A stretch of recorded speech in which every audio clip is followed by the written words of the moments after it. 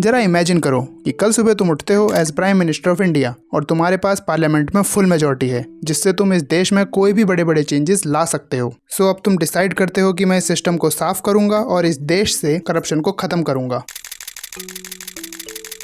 फिर तुम पार्लियामेंट में कुछ एंटी करप्शन लॉज को पास कराने जाते हो ये सोच के कि अब मेरी कंट्री में कुछ पॉजिटिव चेंजेस की शुरुआत होगी, पर सरप्राइजिंगली तुम्हें पता चलता है कि तुम्हारे मेजॉरिटी एमपीज या तो आए ही नहीं हैं और जो आए हैं वो वोटिंग में या तो अगेंस्ट या एब्सटेन वोट कर रहे हैं। और फिर बस एक हफ्ते के अंदर अंदर उनमें से ऑलमोस्ट सारे एमपीज किसी न किसी हाइपोथेटिकल ऑपोजिशन पार्टीज को ज्वाइन कर लेते हैं। तुम्हारी पार्टी के अगेंस्ट नो कॉन्फिडेंस मोशन लाया जाता है और बूम, तुम्हारी सरकार गिर जाती है और तुम पावर से बाहर। और वो एमपीज, उनमें से कुछ इस नई सरकार में मिनिस्टर्स बनते हैं और बाकी एमपीज वही समाज सेवा कंटिन्यू करते हैं जो वो पहले से करते आ रहे थे, क्योंकि इस देश में हम अपना एमपी या एमएलए चुनते हैं, ना कि डायरेक्टली चीफ मिनिस्टर या प्राइम मिनिस्टर को। और बिना इन एमपीज या एमएलए के सपोर्ट के पीएम और सीएम कुछ भी नहीं है। So welcome to world's largest democracy India. और आइए समझते हैं इस वीडियो में कि क्या ये current form of democracy India को सर्व कर रही है या इंडिया को प्रेसिडेंशियल फॉर्म ऑफ डेमोक्रेसी या इवन डिक्टेटरशिप के बारे में सोचना चाहिए। भाइयों और बहनों, राष्ट्रपति जी ने आपातकाल की घोषणा की है। इससे आतंकित होने का कोई कारण नहीं है। तो ये करंट फॉर्म ऑफ डेमोक्रेसी जो इंडिया में आज है, इसका स्टार्ट होता है वेस्टमिंस्टर इंग्लैंड में, इसीलिए इसे वेस्टमिंस्टर सिस्टम ऑफ डेमोक्रेसी भी कहते हैं। और फिर इंडिया के इंडिपेंडेंस के बाद इंडियन लीडरशिप ने भी यही सिस्टम को चुना। पर आयरनी की बात तो यहाँ ये है कि इस वर्ल्ड्स लार्जेस्ट डेमोक्रेसी का फर्स्ट प्राइम मिनिस्टर ही इलेक्टेड नहीं, सिलेक्टेड था। ये बात है 1946 की। उस टाइम देश में मेजरली सिर्फ एक ही पॉलिटिकल पार्टी थी जो थी इंडियन नेशनल कांग्रेस। सो कांग्रेस पार्टी में पूरे इंडिया भर में इलेक्शन होता है और सरदार पटेल जी को सबसे ज्यादा 14 वोट्स मिलते हैं, वहीं नेहरू जी को केवल 1। पर फिर भी गांधी जी के कहने पर पटेल की जगह नेहरू जी इंडिया के फर्स्ट सिलेक्टेड प्राइम मिनिस्टर बनते हैं। और उसी दिन से ये तय हो गया था कि ये सिस्टम आने वाले समय में कितना ट्रांसपेरेंट और ट्रस्टवर्दी होने वाला है, क्योंकि 1947 में इंडिया को कोई इंडिपेंडेंस नहीं मिली, जस्ट ट्रांसफर ऑफ पावर हुआ ब्रिटिश कॉलोनाइजर से उनके इंडियन पपेट्स को। क्योंकि इस सो कॉल्ड इंडिपेंडेंस के बाद भी same Westminster system, English as official language, same colonial British laws, same bureaucracy, same judiciary continue रहा और इवन आज भी है।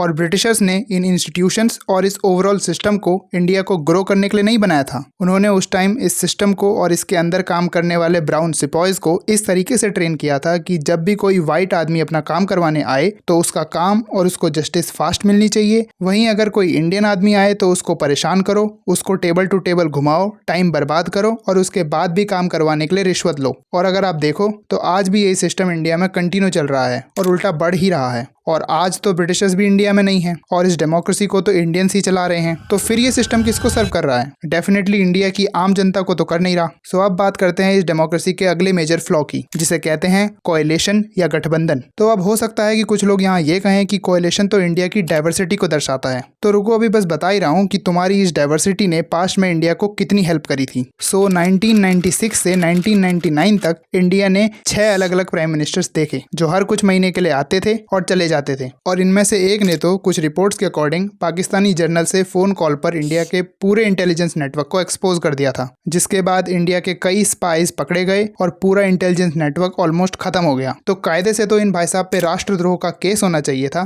पर ऐसा कुछ भी नहीं हुआ। सो अब समझते हैं इंडियन डेमोक्रेसी के सबसे बड़े डिसएडवांटेज को, जिसे ये सिस्टम इसकी सबसे बड़ी स्ट्रेंथ कहता है, जो कि है फेडरलिज्म। तो थ्योरेटिकली सुनने में तो ये सिस्टम बहुत अच्छा है कि सेंटर पर सारी पावर्स नहीं होगी, स्टेट्स को काफी पावर्स मिलेंगी क्योंकि लोकल लीडर अपने लोगों को ज्यादा अच्छे से समझते हैं, और सेंटर और स्टेट्स हंसों के जोड़े की तरह साथ मिलकर रहेंगे और देश की ग्रोथ के लिए काम करेंगे। पर एक्चुअल में होता है एकदम उल्टा। यहाँ कभी कभी 28 स्टेट्स 28 डिफरेंट कंट्रीज की तरह बिहेव करते हैं। सेंटर की अगर कई पॉलिसीज अच्छी भी हैं तो उनको भी अपने स्टेट्स में आने नहीं देते, क्योंकि सेंटर में कोई दूसरी पार्टी की सरकार है। और ये आज से नहीं हो रहा, बल्कि पिछले कई दशकों से यही चलता आ रहा है। और आज के टाइम में अगर देखें तो कई स्टेट्स ये कहते हैं कि हम आयुष्मान कार्ड लागू नहीं करेंगे, तुम्हारी एजुकेशन पॉलिसीज को नहीं मानेंगे। और इवन कई बार पास्ट में इंडियन आर्मी तक को अपने स्टेट से जाने देने तक में कई स्टेट्स ने प्रॉब्लम क्रिएट की थी। जरा सोचो, जब कोई सिस्टम नेशनल सिक्योरिटी और प्रोग्रेस तक में प्रॉब्लम बनने लगे तो क्या उसमें रिफॉर्म्स नहीं लाने चाहिए? तो अगर मैं एक और मेजर एग्जांपल दूं तो वो है बुलेट ट्रेन प्रोजेक्ट, एक प्रोजेक्ट जो इंडिया को अपना फास्ट मोड ऑफ ट्रांसपोर्ट देगा और कई घंटों का टाइम भी बचाएगा। तो इस प्रोजेक्ट की पहली लाइन बन रही है अहमदाबाद गुजरात से मुंबई महाराष्ट्र तक, और ये प्रोजेक्ट अपनी अच्छी स्पीड से चल रहा था। बट 2019 में महाराष्ट्र में उद्धव ठाकरे की लीडरशिप में एमवीए पावर में आती है, तो इससे स्टेट में नॉन बीजेपी और सेंटर में बीजेपी गवर्नमेंट होती है। तो अगले 2.5 साल के लिए ये bullet train project almost dead कर दिया गया। कोई लैंड एक्विजिशन नहीं हुई, कोई इन्वायरमेंटल क्लियरेंस नहीं मिला। क्यों? क्योंकि ये प्रोजेक्ट बीजेपी ने स्टार्ट किया था और सपोजिटली इसका सारा क्रेडिट बीजेपी और प्राइम मिनिस्टर मोदी ही ले जाएंगे। सो इसीलिए प्रोजेक्ट को ही ठप कर दो। और ये इन पॉलिटिकल पार्टीज की आपस की लड़ाई का नुकसान किसको फेस करना पड़ा? इंडिया को, इंडिया की जनता को। और ऐसे कई एग्जाम्पल आपको मिल जाएंगे हर पार्टी के अगेंस्ट में। तो ये है फेडरलिज्म का रियल लाइफ डिसएडवांटेज। सेंटर जो भी अच्छी पॉलिसीज बनाएगा हम उसको अपने स्टेट्स में लागू ही नहीं होने देंगे, जो करना है कर लो। फिर आती है बात इलेक्शन स्पेंडिंग की। तो इंडिया में हर साल कहीं ना कहीं कोई ना कोई इलेक्शन चल ही रहा होता है और अकॉर्डिंग टू अ रिपोर्ट 2024 के जनरल इलेक्शंस में अराउंड 1.35 लाख करोड़ रुपीस खर्च हुए थे, जो इसे ना सिर्फ इंडिया बल्कि पूरी दुनिया का सबसे एक्सपेंसिव इलेक्शन बनाते हैं। इसका 45% तो अकेले बीजेपी ने ही खर्च किया था। और ये इतना पैसा है कि इससे 10 बड़े बड़े एम्स हॉस्पिटल बन सकते हैं, कई बड़े कॉलेजेस बन सकते हैं और इवन हजारों नए स्कूल्स भी बन सकते हैं। और इतना पैसा खर्च करने के बाद आपको ये लगता है कि ये एमपी या एमएलए सही में समाज सेवा करने आ रहे हैं और करप्शन करने नहीं?